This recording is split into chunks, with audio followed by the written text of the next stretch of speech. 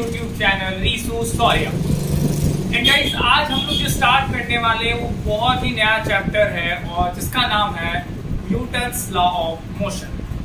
तो चलिए स्टार्ट करते हैं आज का हमारा एक नया चैप्टर जो है न्यूटन्स लॉ ऑफ मोशन। इससे पहले हमने 11 के बहुत सारे चैप्टर को भी कवर किया है, जिसमें से हमारा स्ट्रेट लाइन मोशन कि गैलीलियो स्ट्रिक को हमने काफी अच्छे तरीके से पढ़ा है।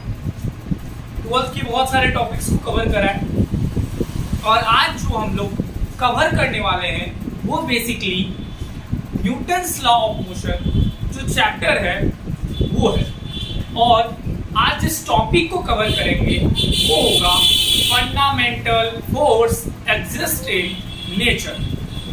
तो आज जो हम लोग स्टार्ट करने वाले हैं वो स्टार्ट करने वाले एक बहुत ही नया chapter, a very new chapter which is name as Newton's law of motion. And जो उसके बाद पढ़ने वाले हैं और आज का जो टॉपिक रहने वाला है न्यूटन्स लॉ ऑफ मोशन का वो है फंडामेंटल फोर्सेस। तो चलिए स्टार्ट करते हैं हम लोग समझना कि क्या है Newton's law of motion. And आपको मैं ये भी समझाने की कोशिश करूंगा कि आज जो है हम लोग जो पढ़ने वाले हैं वो स्पेशली है क्या। तो बेसिकली आज जो स्टार्ट होने वाला है वो है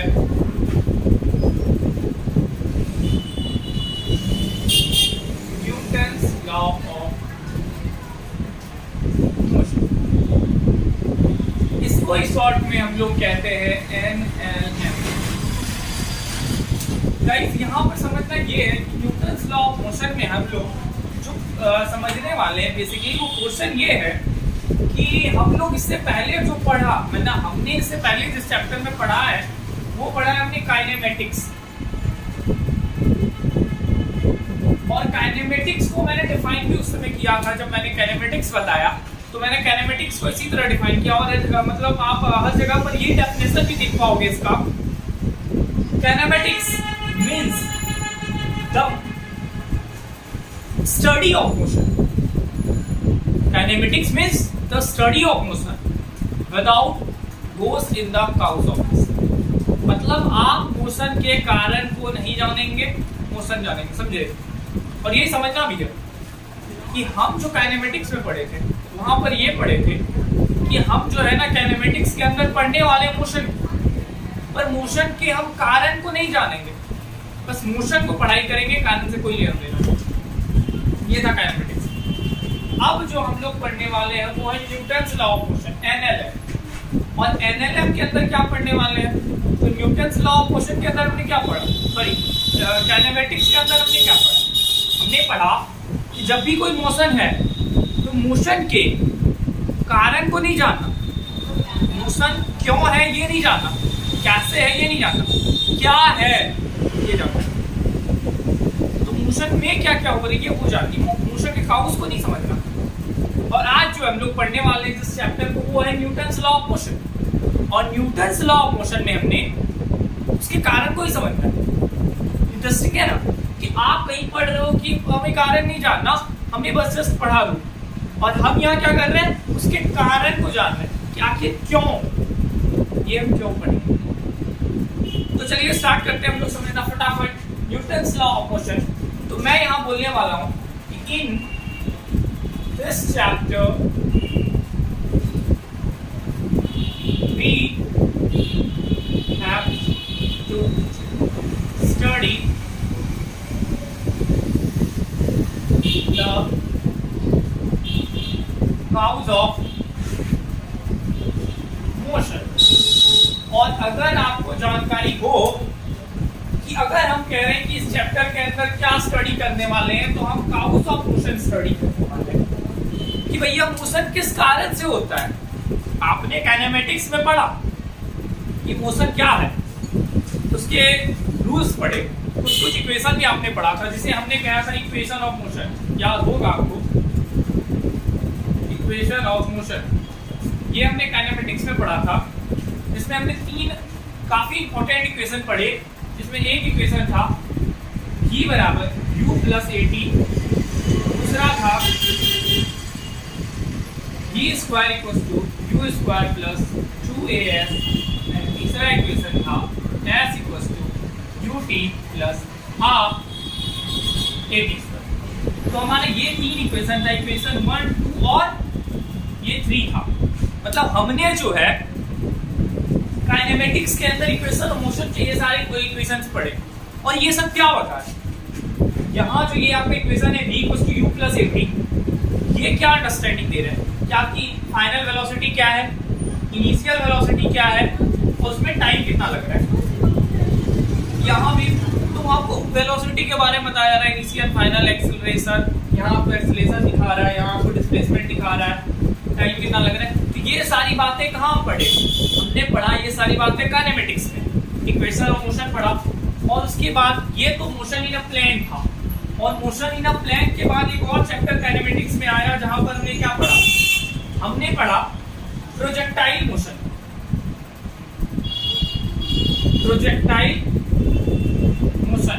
और यहाँ क्या पढ़ा, तो यहाँ हमने यही पढ़ा कि जब कोई ऑब्जेक्ट को हम फेंकते हैं, सपोज दैट कि हम u वेलोसिटी से किसी ऑब्जेक्ट को फेंक रहे हैं, तो जब u वेलोसिटी से किसी ऑब्जेक्ट को फेंकते हैं ना, तो उसका एक 2 कंपोनेंट होता है। जस्ट लाइक इसका मतलब इसका प्रोजेक्शन क्या होगा, मतलब अगर आप किसी चीज को समझो ऐसे ना कि कोई चीज को तुम उठाए और फेंक दिए, तो फेंकने के बाद क्या होगा, कोई बताना है, समझे, समझाते हैं। देखो ऐसे कि जब किसी चीज को फेंक, तो फेंकने के बाद वो कुछ इस तरह से ऐसे आएगा। समझ रहे हो, अगर आप कोई ऑब्जेक्ट को फेंके, जस्ट लाइक कि आपको एग्जांपल समझाते हैं और बड़ा अच्छे से समझ जाओगे आप।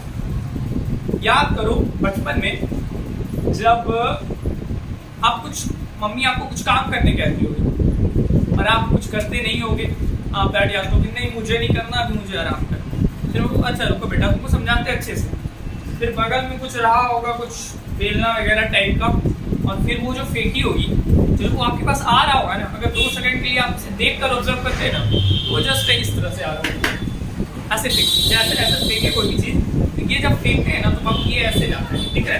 जैसे कोई ऑब्जेक्ट, जस्ट लाइक एक ऑब्जेक्ट का रेफरेंस लेता हूँ, ये कोई ऑब्जेक्ट है और इसको जब मैंने फेंकूंगा, तो फेंकने के बाद क्या होगा ना कि ये ऐसे करके पार्ट ट्रेवल करेगा, ठीक है। तो ये जो पार्ट ट्रेवल करेगा वही पार्ट को मैं दिखा रहा हूँ कि ये अगर कोई ऑब्जेक्ट है, आपको देखो ये ऑब्जेक्ट है, और इसको क्या करेंगे आप फेंकेंगे, तो जैसे ऐसे फेंकेंगे ना तो ये कैसे जाएगा, ऐसे जाएगा, ठीक है। तो ये सारा आपको बात समझ में आ जाएगा, ठीक है। अगर नहीं आया तो इसको और भी बेटर वे में हम समझा सकते हैं आपको, जस्ट वेट। अब देखो इसको अगर आपको समझना है तो हम कुछ ऐसे तरह से भी समझ सकते हैं इसको। देखो ये सब दिख रहा है ना, अभी देखना कुछ जादू करना है हम लोग को यहाँ पर, तो यहाँ पर हम लोग समझेंगे सब, ठीक है। अब देखो जस्ट लाइक आपके सामने एक एग्जांपल हम ले रहे हैं, ये बॉल को तो आप लोग अच्छी तरह समझ रहे होगे, ठीक है। ये बॉल दिखा होगा आपने पहली, तो क्या करते हैं हम लोग एक एक्सपेरिमेंट यहाँ करते हैं, जस्ट लाइक हम दिखाते हैं आपको कैसे करके किसी को अगर प्रोजेक्टाइल करते हैं तो किस तरह का प्रोजेक्टाइल पाथ कवर करेगा। तो जस्ट एक लिटिल बिट एग्जांपल से समझते हैं। जैसे हमने क्या किया, ये मान लो कोई सरफेस है, ठीक है, आपको ये सरफेस दिख रहा होगा, ये कोई सरफेस है और इसको मैंने यहाँ से फेंकना होगा, देखना ये ऐसे करके कोई पाथ ट्रेवल करेगा। तो जब मैं इस बॉल को यहाँ से फेंकूंगा, क्या करूंगा, इस बॉल को यहाँ से फेंकूंगा, जस्ट देखो ये ऐसे फेंका तो कैसे गया, जस्ट लाइक ये वाला एक ऐसे गया, ठीक है।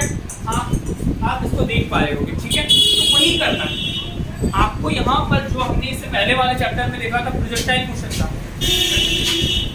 तो वही काम हम लोग यहाँ करके बताने वाले हैं, ठीक है। तो अब आप लोग समझिए, कॉपी निकालो, नोट करो जल्दी से। तो हम लोग प्रोजेक्टाइल मोशन में क्या क्या देखे थे, प्रोजेक्टाइल मोशन में देखे थे एक u sin थीटा होता है, मतलब ये एक uy वाला कंपोनेंट था और ये एक x वाला कंपोनेंट था, ठीक है। और इसी के साथ यहाँ पर जब ये पार्टिकल पहुंचा तो इसके पास भी एक uy आया और एक ux था, सॉरी ये ux था और ये uy। तो चलिए अब हम लोग स्टार्ट करते हैं न्यूटन्स लॉ ऑफ मोशन। इसको लिख लीजिए, इसको लिख लीजिए। In this chapter we have to study the cause of motion. आज हम लोग जो पढ़ने वाले हैं वो मोशन के काउज को पढ़ने वाले हैं, ठीक है। तो चलिए स्टार्ट करते हैं मोशन के काउज को समझना। इससे पहले हम लोग एक चैप्टर कर रहे थे काइनेमेटिक्स, काइनेमेटिक्स का चैप्टर की, उसमें कौन सा चैप्टर था, 2 चैप्टर था। एक motion in a straight line पढ़े थे, motion in a straight line पढ़ी है, मोशन इन अ प्लेन दोनों पढ़ लिए। अच्छा, motion in a straight line और मोशन इन अ प्लेन, दोनों मिला के कई साइड में लिखवाए थे, काइनेमेटिक्स करते हैं। पहले पेज को फेयर कॉपी है नहीं, अगर फेयर कॉपी रहता तो वहां पर आप क्या करते, देख पाते कि हम लोग 2 चैप्टर पढ़े थे। एक पढ़े थे क्या, बोलो, motion in a straight line, ठीक है, इससे जस्ट पहले। और दूसरा चैप्टर हमने पढ़ा था मोशन इन अ प्लेन, ठीक है। ये दोनों चैप्टर पढ़े कि नहीं पढ़े, पढ़े हैं। ये जब ये दोनों चैप्टर हमने पढ़ लिया है, इसी में यही देखना है कि यही दोनों को हम अगर कंबाइंड फॉर्म में बोले तो क्या करते हैं, इसी का नाम क्या है, काइनेमेटिक्स, ठीक है। अब जरा गौर से समझना बात क्या क्या हुआ था। अभी हम यही बात बता रहे थे कि काइनेमेटिक्स में जो हमने इससे पहले पढ़ा है, काइनेमेटिक्स को न्यूटन्स लॉ ऑफ मोशन से पहले पढ़ाया जाता है, आपने भी पढ़ा है। और काइनेमेटिक्स में क्या देखें, काइनेमेटिक्स में तो इतना बात ही दिखाई दिया ना कि हम या तो देख रहे थे कि इक्वेशन होता था v बराबर u प्लस 80, v स्क्वायर बराबर u स्क्वायर प्लस 2s, या कुछ ऐसा मोशन देख लेते थे, यहाँ से फेंकते थे ऐसे जाता था, या कुछ ऐसा मोशन देख लेते थे, यहाँ से फेंकते थे वैसे जाता था। ऐसा तो मोशन देख रहे थे, या कुछ ऐसा वाला भी मोशन देखे थे, याद है कि नहीं है, बता तो यहाँ से फेंकते थे और ऐसे करके जाता था। तो ये सब हमने प्रोजेक्टाइल का टाइप देखा। और यहाँ पर वही पढ़ा कि यहाँ पर जो हम लोग मोशन पढ़ रहे थे वो कैसा था, सिंपल मोशन था, और मोशन के बारे में पढ़ रहे थे, ठीक है। लेकिन हम आज तक ये कभी नहीं पढ़े थे कि ये जो मोशन है ना, ये किसके कारण हो गया।